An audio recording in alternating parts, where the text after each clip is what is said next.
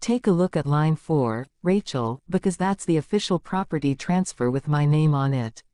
My sister didn't say a word. She just gasped, her knees completely buckled, and she collapsed backward onto the conference room chair, clutching her chest like she couldn't breathe. Her jaw was wide open.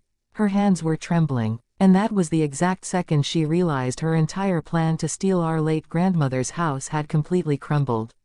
Okay, so, to really understand how insanely satisfying this moment was, you have to go back to 6 months ago. When our grandmother passed away, she left behind a gorgeous, fully paid off 4-bedroom house. It was the home where we spent all our summers growing up. My sister, Rachel, immediately moved in under the excuse of taking care of the property while the estate was being settled. Honest opinion, I knew what she was doing right from day one. Rachel has always been the golden child who thought everything belonged to her.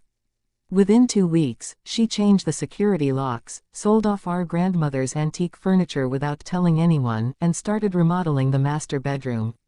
Whenever I tried to visit or ask about the estate, she'd block my calls or stand in the doorway, smugly telling me, "Gran wanted me to have this place, so stop acting jealous." If you're new here, subscribe, I post a new story every day.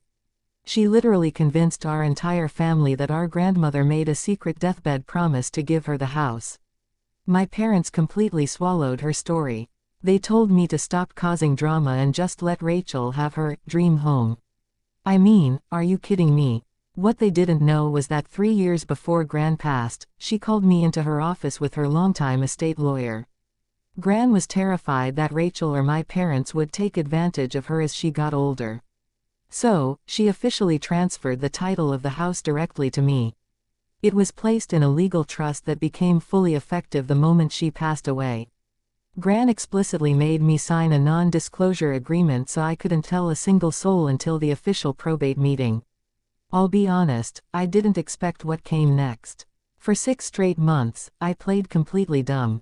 I let Rachel spend thousands of dollars of her own money renovating the kitchen, installing new hardwood floors, and bragging to everyone on Facebook about her new property. She even threw a massive housewarming party and didn't even bother to send me an invite. My parents sent me photos of the party, telling me I was being bitter for staying away. Now here's where I'd have lost it, but I just smiled and waited for the legal meeting. Would you have said something right away, or would you have let her spend her own money fixing up the house first? Let me know below. Finally, the day of the official estate reading arrived at the attorney's office. Rachel strolled into the conference room looking like a CEO. She was wearing a designer suit, sipping iced coffee, and talking down to the paralegal like she already owned the building. My parents sat right next to her, giving me dirty looks like I was some kind of intruder ruining their victory lap. Rachel literally slapped a folder on the table and said, "Let's make this quick. We all know the house is mine, so let's just sign the paperwork so I can list the bottom floor on Airbnb." The lawyer didn't even blink. He slowly adjusted his glasses, opened his briefcase, and pulled out a thick blue folder containing the original certified deed. He looked right at Rachel and said, "Actually, Rachel, your grandmother didn't leave you the house. The property hasn't been part of the estate for 3 years." Rachel's smug expression instantly vanished. "What are you talking about? That's impossible. She promised it to me." That's when the lawyer slid the certified house deed across the table right in front of her face. Take a look at line 4, Rachel, because that's the official property transfer with my name on it. Rachel leaned forward, scanned the paper, and her face went paper white. That's the exact moment she visibly collapsed into her chair. Her eyes rolled back for a second, her hands went completely limp, and she started hyperventilating right there in front of the lawyer. My mom screamed and grabbed a glass of water, while my dad just stood there staring at the legal document in total, stunned silence. "Wait, read that part again." She literally fainted over a house she never even owned in the first place. Once the shock wore off, the panic set in.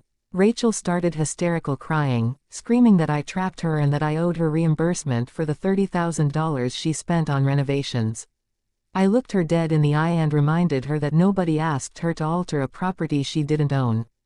My lawyer handed her a formal 30-day notice to vacate the premises, along with an itemized bill for the antique furniture she illegally sold off without estate permission. My parents tried to attack me, calling me heartless, malicious, and a terrible sister for tricking Rachel. I told them straight up, if they felt so bad for her, she could pack up her bags and move right back into their spare bedroom. I cut the meeting short, took my official keys from the lawyer, and walked out. Within 3 weeks, Rachel had to pack up all her belongings in trash bags because she couldn't afford a moving truck after blowing all her savings on my kitchen. The house is now officially listed as a high-end rental property, generating passive income for me every single month. My parents aren't speaking to me, but honestly, clearing out the toxic family drama along with the house was the best outcome I could have ever asked for. Greed always catches up with people eventually. When you try to steal from family, you shouldn't be surprised when the truth brings your whole world crashing down. What's your verdict on this one? Was I wrong for letting her renovate the house before dropping the truth, or did she get the ultimate karma? Let me know in the comments. Don't forget, I post a new story every day, so hit that subscribe button, and I'll see you in the next one.